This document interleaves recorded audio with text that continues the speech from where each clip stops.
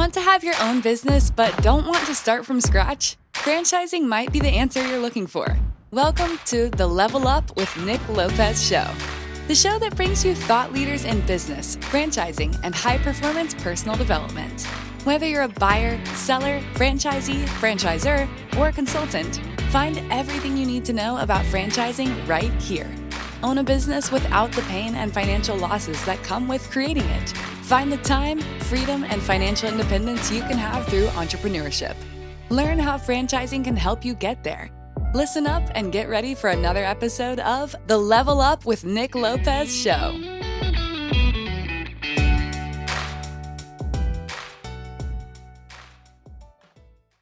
Welcome to the Level Up show with Nick Lopez, where we have the absolute pleasure of learning from thought leaders in business, franchising, and high performance personal development. Today's guest most certainly goes without exception. He is a very talented franchise consultant.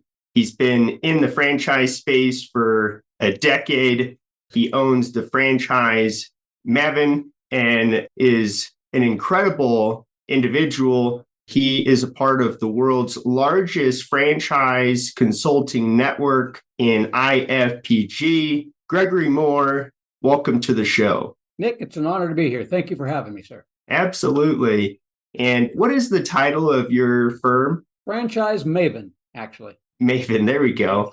Thank you for that. I needed the assist there, but no one will forget now. There you go. Good. There you go. Yeah, perfection is the objective, but look at me. I'm human. I fell short. Darn. But I wanted to get it right. So thanks for helping me back up there and do just that, get it right. But let's get into the conversation. You have so much expertise in the franchise space. I want to share it with the audience and help them level up in terms of just their understanding of the franchise space. So many people don't understand franchising and what it's all about. So hopefully today you and I can shed some light on the franchise space. A lot of people think that franchising is McDonald's or Burger King, those quick service restaurants or fast food chains that we all think of. That's what you think of in most cases when you're not in the franchise space. In fact, franchising is not even an industry. It's a growth vehicle. It's a model. And yet most folks within the space don't even realize that and call it an industry. So my point is that the more we can talk about franchising and get the message out there, it just improves everybody's experience with franchises because there's no going back to the marketplace without franchises. In fact, franchising is becoming more and more of the go-to method for local companies to take their unique and innovative and value-driven products and services to the marketplace. Personally, I can speak to it. It's obviously a great model for entrepreneurship, but a lot of folks don't raise their hand and say, hey, I'm going to get into franchising. Franchising has a way of finding you. And so, Greg, I wanted to ask you, how did franchising find you? But before you answer that, I want to end by saying that franchising comes in many different forms. And as long as it's legal, moral, and ethical and makes money, it could be franchised. And that means that a painting service like Lime or a roofing company or a window cleaning company, those are all businesses that can be franchised, and they're not what you would normally think of as a franchise. But Greg, how did franchising find you?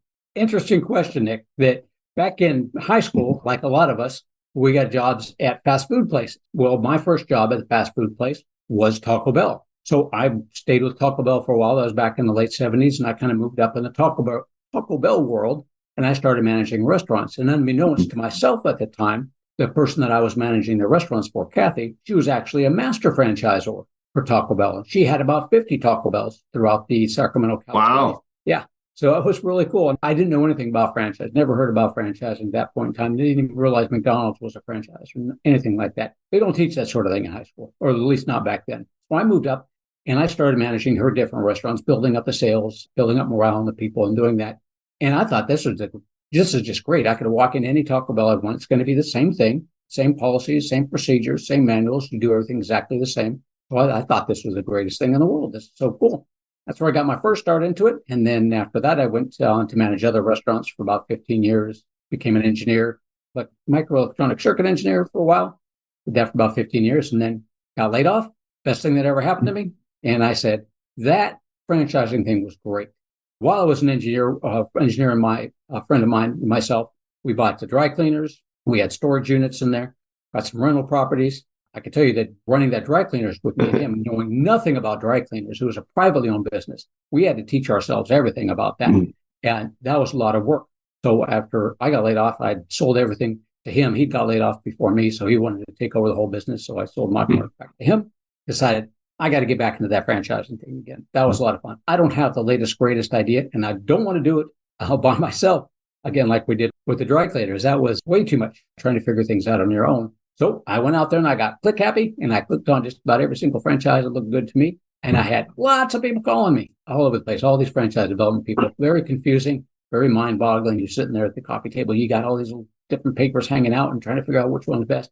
Finally got a hold of a franchise consultant who said, just put everything on hold, stop what you're doing. Let's take a look at it. Where have you been? Where are you at now? Where do you want to be? So he found me a great franchise to get into. I was the Scully Mitchell Telecommunications Consulting franchise.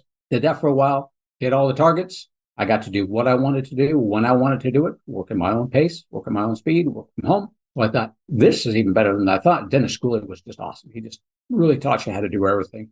I said, if this is what franchising is all about, I've got to tell other people about it. So I sold that one off and went back to my franchise consulting friend and said, well, what do you do?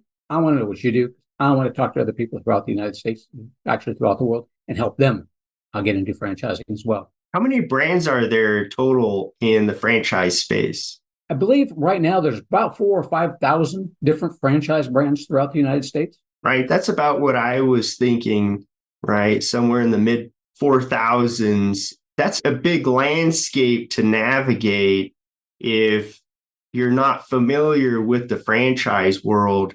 How does that process start if I'm embarking on entrepreneurship through franchising? As we were talking at the beginning of our conversation, I mentioned that it's a great vehicle for somebody to take a vetted, proven model to other markets. But to your point, you might not be in the right time of your life to be in startup mode and competing against the marketplace that has proven out the model, and you have to break through and take the arrows in the back. And that's time, money, resources that not everybody has the interest in doing, but you can shortcut that and join an organization that has established the process for what does it take to win in the marketplace? What does the technology look like? What does the marketing look like? How does the model work, right? What actually drives revenue and profitability? And there's confidence all across the country in those different points. But even better, you have a cohort and partners that have either been there, done it, and can help you, or are going through it now and you can relate to in the process. It's a great model for jumpstarting your path into franchising, right? Into business ownership, the American dream. So I am looking to embark in this road of franchising. Where do I start? There's 4,000 brands. As a franchise consultant, what would be your advice? I would say start interviewing different franchise consultants, because unless you've got the time to do it, unless you got laid off like I didn't want to go to do it yourself, still kind of a pain when you do it that way.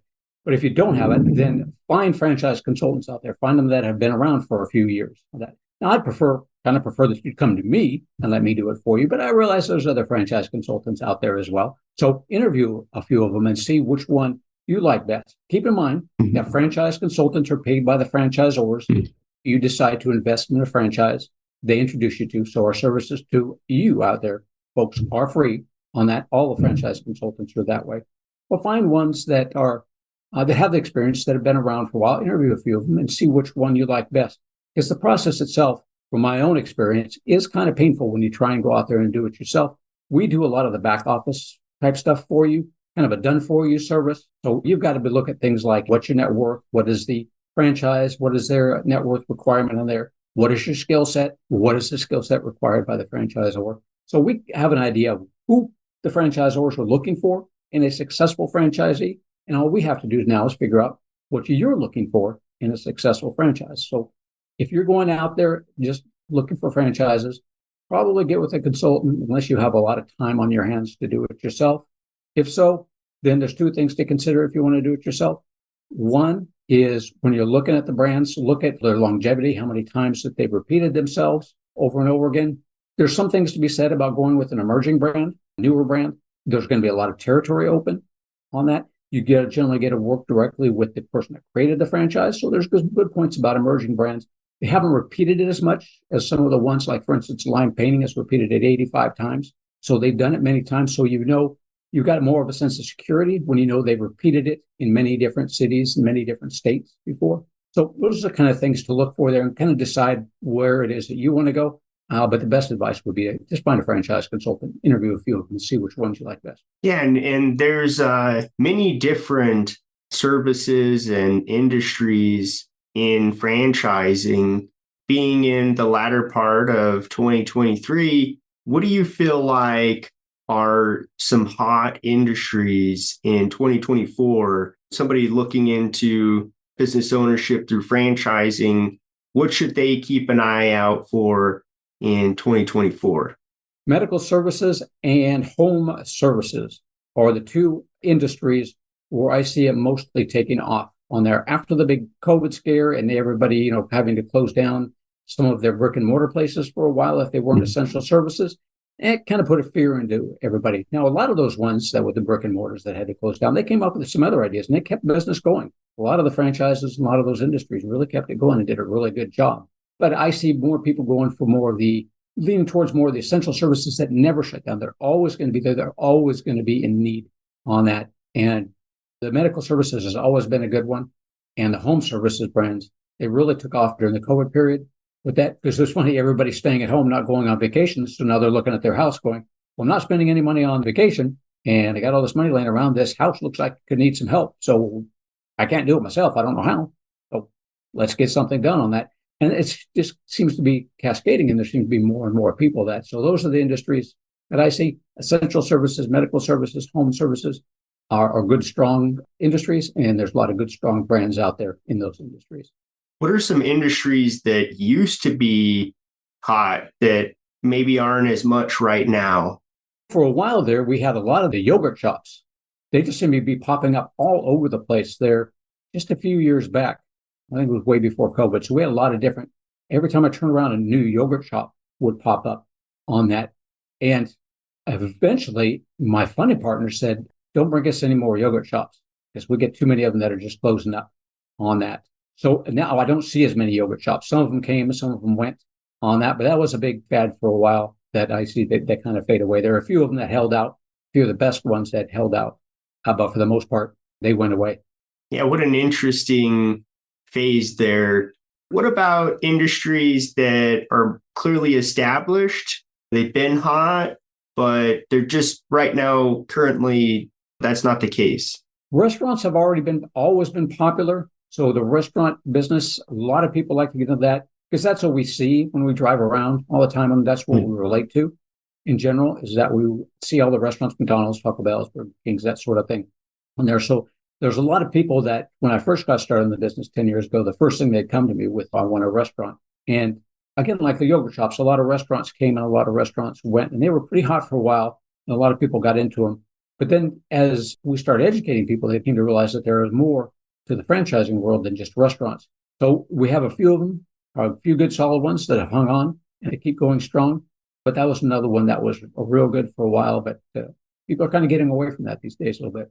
Yeah, I'm holding back, but clearly you're an encyclopedia of information, and being in the space for a decade and really obsessing about it and networking and speaking to thought leaders within the space, you start to build just that an encyclopedia for the industry, and is such an advantage when personally you can even relate, right? You're clicking around trying to find businesses and stumble upon a franchise consultant, and ultimately it changes your life.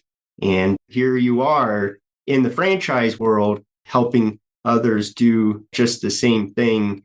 But I would like to ask you something that I would assume most folks care about, right? And that is, how do I understand what makes up a good business? Once you understand, okay, I've navigated these 40 something hundred brands and what industries are really solid investment avenues. And now you're actually assessing and working with brands. What are those high level things that you would want to make sure are checked off your list? Great question, Nick.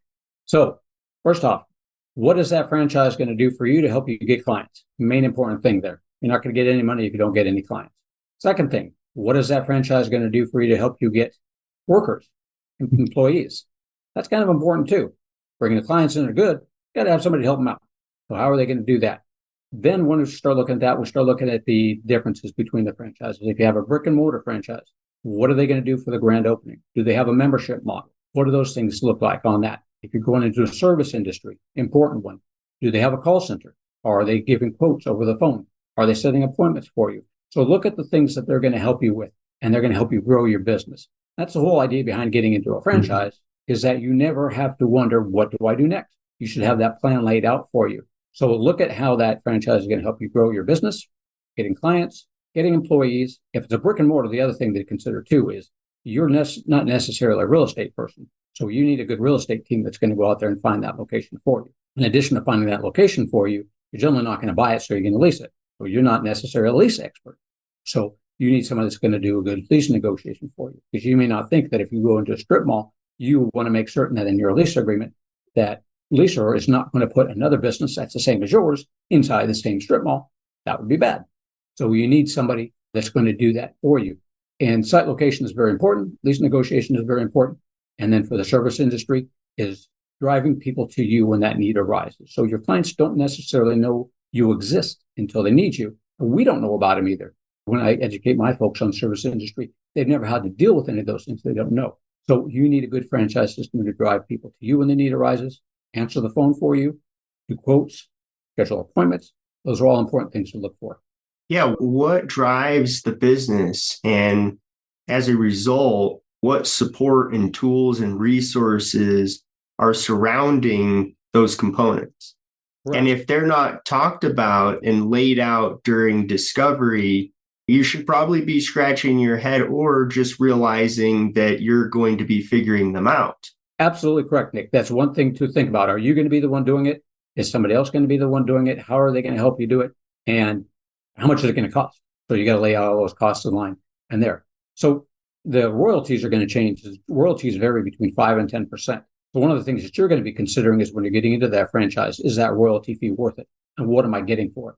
Franchise fee is a one-time thing just to get you all, get to know the business, get you trained on all the systems, get you going to start the business. It's that royalty fee that's going to vary a little bit. And you've got to make certain that it is worth what you're paying for it. So not only are you looking at all those things, but then in addition to that, you're talking to other franchisees before you sign any agreements and finding out from them, is that royalty fee worth it? What is that franchisor giving you for those royalty fees?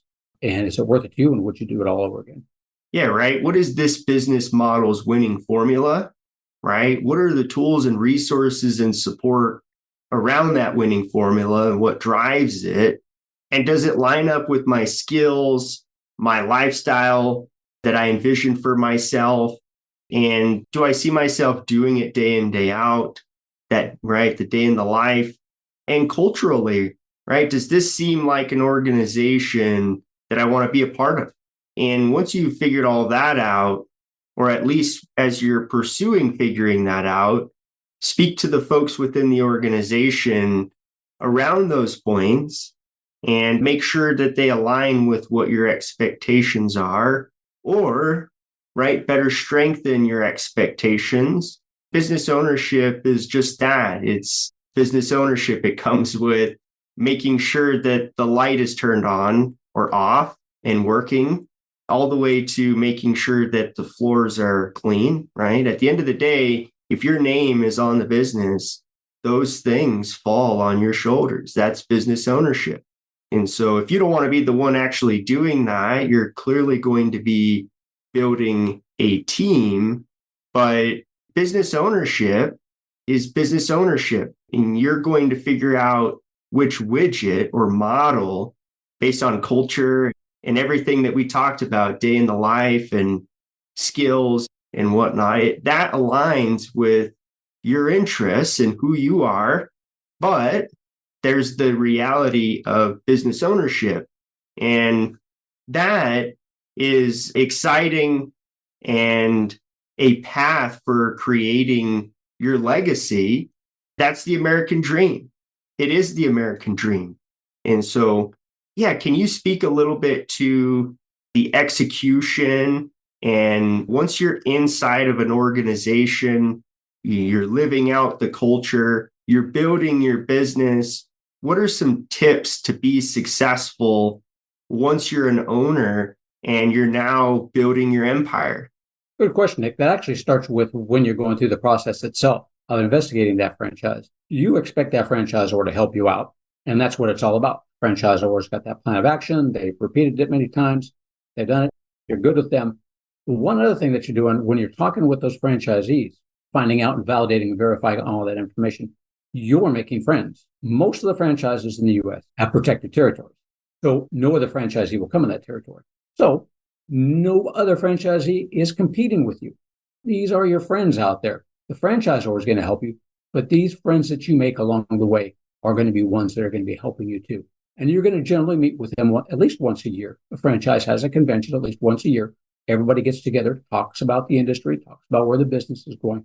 So when you first get into that organization, go back to all those people that you talk to while you're validating that, while you're deciding whether or not you want to become a franchisee, and get together with those folks on a regular basis, finding out what they've done.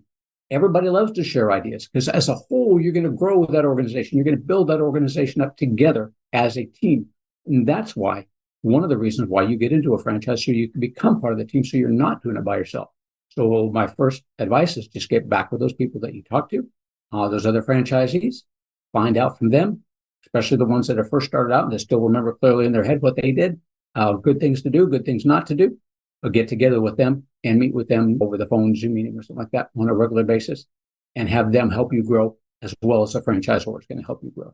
And that is the secret sauce. That is most certainly the secret sauce of a franchise, right? Collaborating and being a part of the direction that the brand grows toward. The marketplace is constantly changing. The economy is changing, different regulations are evolving, trends, and you name it, employment. When we talked about regulation, interest rates could be affecting different things like unemployment and result business.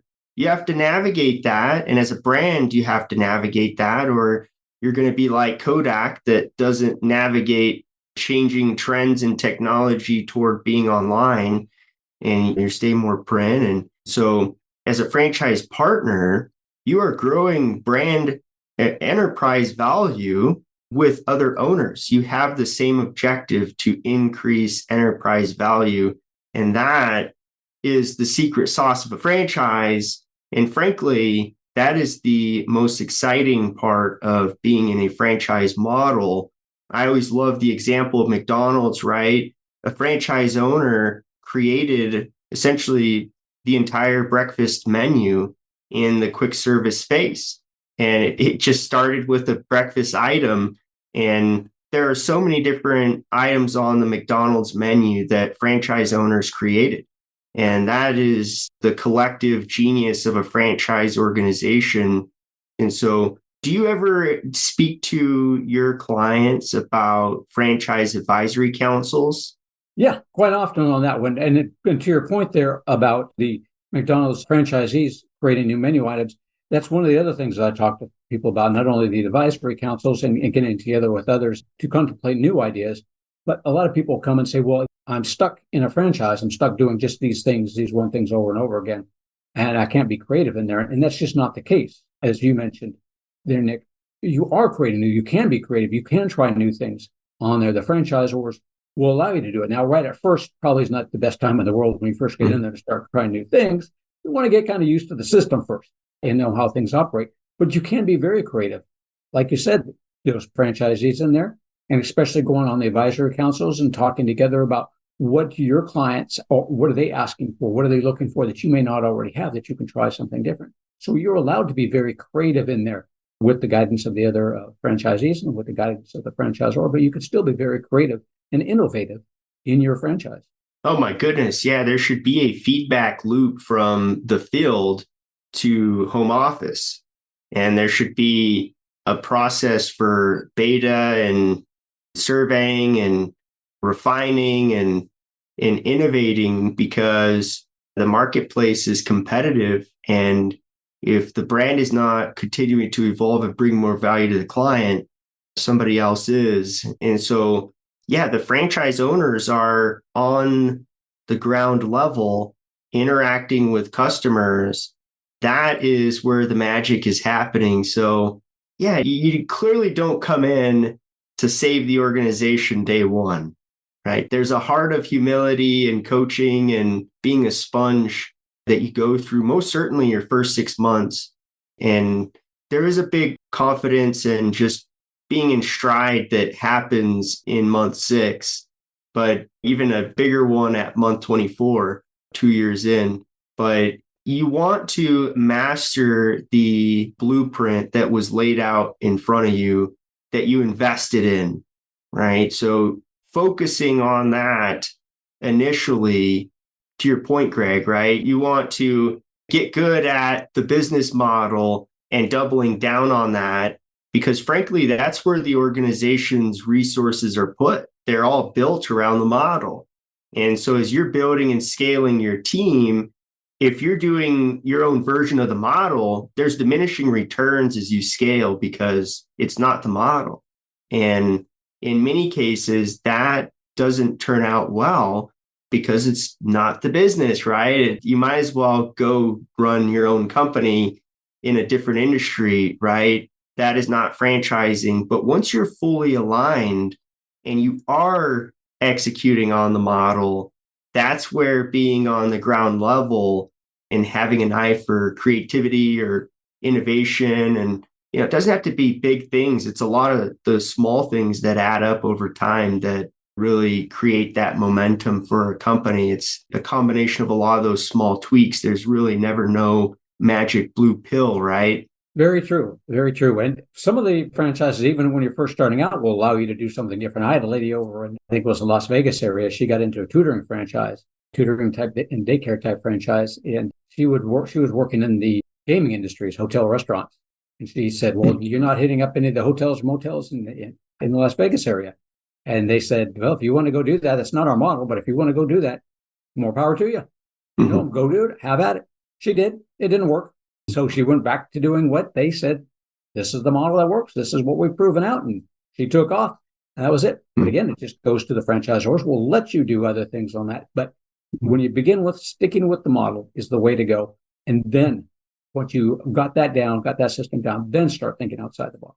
Yeah. And speaking to our organization, our franchise owners are breaking ceilings and most certainly doing all of these things, innovating and just pursuing the boundaries of the model. And we have our core model that we do very, very well, that's very refined, but there are those outskirts of the business that can be maybe 5 years from now, they're viewed as one of those core things that we do. But guess what? Currently, their franchise owners really pushing the boundaries of the model. And that's really what we're speaking to, right? And that's that two-way partnership of a franchisor, home office, and franchise partners. It's the collective efforts of growing enterprise value. But a part of your due diligence, you want to have an eye for, does this organization have that perspective and have the mechanisms to allow for healthy collaboration in this context? It's pivotal because once you're paying those franchise fees, you're going to think differently and you're going to want a seat at the table, and you should have a seat at the table and you should be contributing to the direction of the brand. So just another one of those important things to be evaluating as you're assessing this exciting process, and even more reason why you should be working with somebody like Greg. I agree, Nick. Yeah, this is a lot of the things that we look at, a lot of things I make certain that my people look at as well. I've got a list of questions for my folks, for the franchisors and for the franchisees on there. So those are some of the questions that I'll have for you to ask them, making certain that you're checking off those boxes and getting those things answered. How much of a part of the organization can you be? If it's a huge one, are they just going to tell you this is the way it's going to be done? There's no other way to do it, and we don't want you deviating. Make sure you're okay with that if that's the way you want to go. Not necessarily anything wrong with it, but just make sure you're okay with that. If you want to be more innovative, then as you're asking those questions, find out just how much innovation that you are allowed and what kind of advisor councils they have for making changes in there, if that's the way you want to go. Everybody's different. Everybody's got different ideas how they want to run their business. Just make certain, again, as we talked about, and as Nick mentioned before, that your values are aligning and the culture is aligning with what you're looking for. Yeah, and it's a two-way street, right? So remember, you're evaluating different brands, but the best brands are evaluating you, and you want to be aware of that. And so I want to ask you, Greg, what are some tips for being accepted by a brand? Be yourself. The biggest thing that you can do is just be yourself when you're going out there to be accepted by that brand, because they're looking for you. They're looking for that person of yourself. Be prompt always on your calls. If you schedule a time, talk with somebody, always be prompt. If you start not showing up on time, you start having to reschedule the calls, they're going to start getting a little bit nervous about you. Nobody's going to rush you. Nobody's going to hurry you along. But if you start delaying things for a long time, pushing things out and not being able to make decisions about things, they're going to be looking at that and they're going to be saying, this person may not be the one where we want in this franchise, because you've got to make decisions all the time and you got to make them quick. So they're going to be looking at all those little things that you do out there. So always be prompt, look decent when you're on those Zoom calls as much as possible, and be prepared to ask a lot of questions. That's why I give you a lot of questions on that. If you just sit there and listen the whole time and you're not asking any questions about them, again, they're going to start getting nervous that you're just really just not into the brand if you're not asking questions about them. So ask those questions, dig in, follow up with them, but be real proactive, be real involved in all the conversations. And at some point in time, if you're looking at that and you're just sitting there and you're starting to listen and not being proactive, realize the fact that this is probably not the brand for you anyway. So just tell them, hey, hey, it's been great, but no thanks. This isn't the brand for me. They'll appreciate that as always, but always be really proactive. Always be on time for appointments, show enthusiasm. And if you can't show enthusiasm, you probably don't like it. So just move on. Mm-hmm. They're used to it. Normal process. Just tell them thanks, but no thanks, because they're evaluating you, as you indicated, Nick, just as much as you're evaluating them. Everybody wants to make sure it's a good fit. Nobody wants anybody to fail. Doesn't look good for anybody. Yeah, well said. And it's an incredibly exciting process. So obviously enjoy every minute of it. Greg, I really admire your character and your approach and what you do, what you've been doing for the past decade, helping folks get into business ownership, whatever that reason was to join a business, you are helping them fulfill a goal that they have. And it's a pretty darn neat goal, if I might say so. But I would assume that most folks are leaving corporate America, and that is a big deal. I would say marriage and buying a home. What are a couple other more important things than what we're talking about? That's it. That's it. You marriage, home, and then you got to pay for everything. So if you're going to have to pay for everything, you're going to have to do something to pay for it. So whatever you're doing, it's going to take up most of your life. So you better enjoy it. So find something you enjoy. Find something you have fun at, because the more you enjoy it, the less of a job it is, the less of work it is. It's no longer work. What I do, it doesn't matter to me what day it is. People say, do you just work Monday through Friday, 9 to 5? No, I call people. I'll talk to people any day you want. Every day's the same to me. Saturday, Sundays, every day's the same. Great. It's fun. Do what you enjoy. Find something you enjoy doing. As the cliche, you'll never work a day in your life if you do what you enjoy doing. But it just really makes life a whole lot more fun, being able to do what you want, when you want, whenever you want.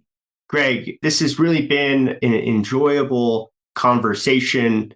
And yeah, this is an incredibly exciting process. And Greg is most certainly one of the best at helping somebody with this incredibly important decision. Greg, if somebody is looking into franchise ownership, they don't really know where to go, they're looking for a coach, and they want to explore if you are somebody that can help them, how can they get in touch with you? You go to my website, franchisemaven.com. That's franchisemaven, M-A-V as in Victor, E-N.com. Email me at greg@franchisemaven.com, or just pick up the phone and give me a call at 361-772-6401. Well, you heard him here. My gosh, this has been a really informative conversation. Thank you for your time, and thank you for helping our audience level up. We would really appreciate if you would contribute to our conversation, drop a comment down below, but help our channel grow by clicking the subscribe button. It's how we are able to bring experts and thought leaders onto the show like Greg to help you level up. But as always, thank you for tuning in and level up. Thanks for listening to another episode of the Level Up with Nick Lopez show. Remember, it's never too late to get started on your entrepreneurial journey. Don't forget to subscribe, like, and share if you enjoyed today's segment. Catch us again next week and visit limepainting.com for more of the Level Up with Nick Lopez show.